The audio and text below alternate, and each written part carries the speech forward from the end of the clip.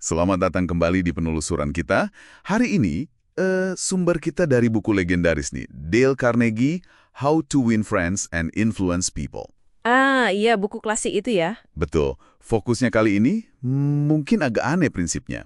Satu-satunya cara biar kita dapat hasil terbaik dari argumen, itu justru dengan menghindarinya. Sama sekali. Nah, ini menarik. Kedengarannya pasif gitu ya, tapi sebenarnya Kok bisa gitu ya? Mari kita gali deh. betul sekali. Justru sumber ini nunjukin kalau ada kekuatan strategis di baliknya. Gitu. Konfrontasi langsung itu seringnya malah kontraproduktif. Jadi, misi kita bareng Anda nih, bongkar logika Carnegie ini terus lihat gimana relevansinya di interaksi Anda sehari-hari.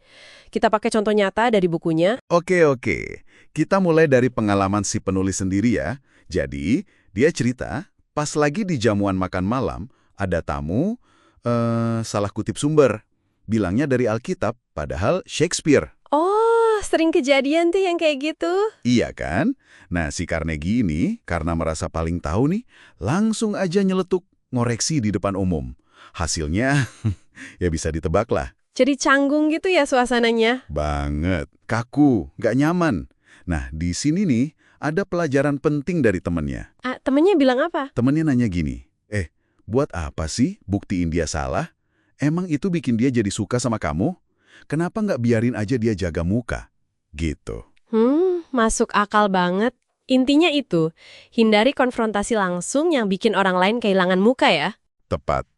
Jadi bukan soal siapa yang benar atau salah, tapi lebih ke, menjaga hubungan baik, jaga harga diri orang lain juga, nyerang ego orang itu, wah, jarang banget hasilnya bagus. Bener banget. Nah, Carnegie ini kan terus mengamati ribuan perdebatan tuh. Dia sampai pada kesimpulan Apa tuh kesimpulannya? bahwa Anda itu nggak bisa bener-bener menang dalam argumen. Gini dia logikanya. Kalau Anda kalah, ya jelas kalah kan? Iyalah. Tapi kalau Anda menang, nah ini dia.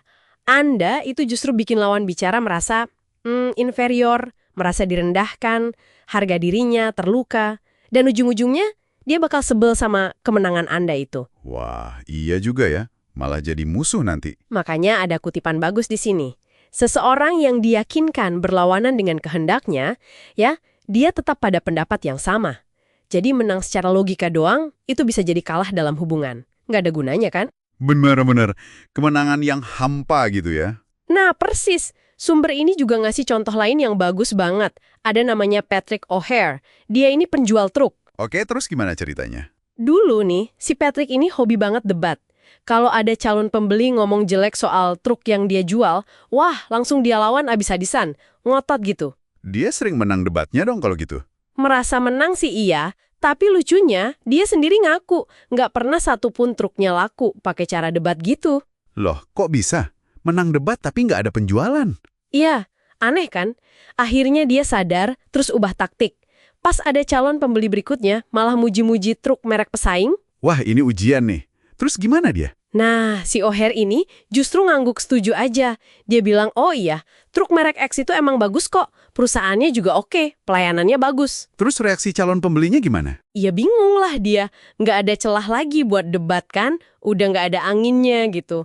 Nah, pas suasana udah cair, baru deh si O'Hare pelan-pelan jelasin keunggulan truk yang dia jual. Jadi dia nggak nyerang balik ya? Sama sekali nggak. Kata O'Hare sendiri, sekarang saya lebih banyak diem aja.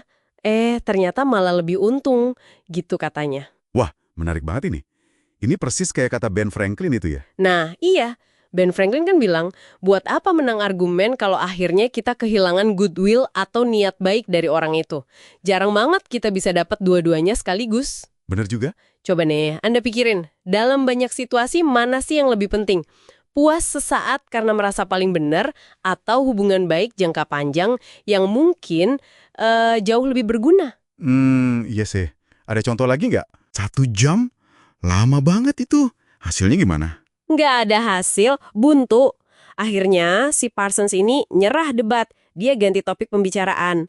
Dia malah muji si petugas pajak. Dipuji gimana? Dia bilang gini, wah pekerjaan Bapak ini penting banget ya, pasti sulit.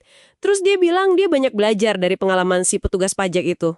Terus reaksinya si petugas pajak? Nah, ini dia klimaksnya. Sikap petugas pajak itu langsung berubah total. 180 derajat. Jadi ramah banget, malah cerita soal keluarganya segala. Wah, terus tagihannya gimana? Ujung-ujungnya, tagihan pajak $9.000 itu dibatalin. Serius? Gara-gara berhenti debat dan mulai muji? Iya. Ini nunjukin banget kalau argumen itu seringkali bukan cuma soal fakta atau logika, tapi lebih ke, ya, ego, keinginan buat dihargai, merasa penting. Pas si Parsons berhenti nyerang dan mulai ngasih apresiasi, dia memenangkan hatinya si petugas, bukan argumennya. Wah, dalam banget ini. Kayak kata Buddha itu ya. Betul. Kebencian tidak akan berakhir dengan kebencian. Hanya dengan cinta kebencian berakhir. Kesalahpahaman itu selesainya bukan dengan argumen, tapi ya dengan taktik, diplomasi, empati. Gitu. Bahkan sekelas Abraham Lincoln pun mikir gitu ya. Iya, Lincoln pernah nasihatin perwira muda supaya nggak buang-buang waktu buat perselisihan pribadi yang nggak penting. Kata Lincoln, mendingan galah aja buat hal kecil, biarpun kita benar. Analoginya yang soal anjing itu bukan sih? Daripada digigit pas rebutan jalan. Toh, kalaupun kamu bunuh anjing itu setelah digigit, lukanya juga nggak bakal sembuh. Masuk akal banget. Jadi intinya bukan jadi penakut ya. Justru sebaliknya, menghindari argumen yang nggak perlu itu malah bentuk kecerdasan emosional, strategi komunikasi yang cerdas, milih medan perang lah istilahnya, mana yang layak diperjuangkan. Oke. Jadi kesimpulannya nih, buat Anda yang dengerin, apa artinya semua ini? Intinya, menghindari argumen itu seringnya bukan tanda kita lemah atau nggak punya pendirian, tapi itu pilihan sadar. Pilihan sadar buat apa? Buat jaga hubungan baik, dan seringkali itu lebih efektif buat mencapai tujuan jangka panjang daripada sekedar menang debat sesaat. Ini soal prioritas aja, mau keharmonisan dan goodwill, atau kepuasan ego sesaat. Tepat. Jadi ini strategi aktif ya, bukan pasif. Supaya interaksi lebih produktif. Fokusnya ke pemahaman, bukan maksa pandangan kita. Jaga pintu komunikasi tetap terbuka. Nah, sebagai penutup nih, coba Anda renungkan deh. Renungkan apa nih? Kapan terakhir kali sebuah perdebatan yang panas, yang sengit gitu, benar-benar ngubah pandangan Anda secara mendalam? Kayaknya jarang ya. Ya juga sih. Biasanya malah makin keras kepala. Nah, sekarang bandingkan sama momen ketika Anda ngobrol santai, penuh pengertian, Anda merasa didengerin. Malah jadi lebih terbuka sama ide baru kan? Oh iya, benar. Kalau suasananya enak, kita lebih gampang nerima masukan ya. Nah, mana yang ninggalin kesan lebih positif dan konstruktif buat Anda? Mungkin ini bisa jadi bahan pikiran ya, pas Anda nanti ketemu potensi beda pendapat lagi.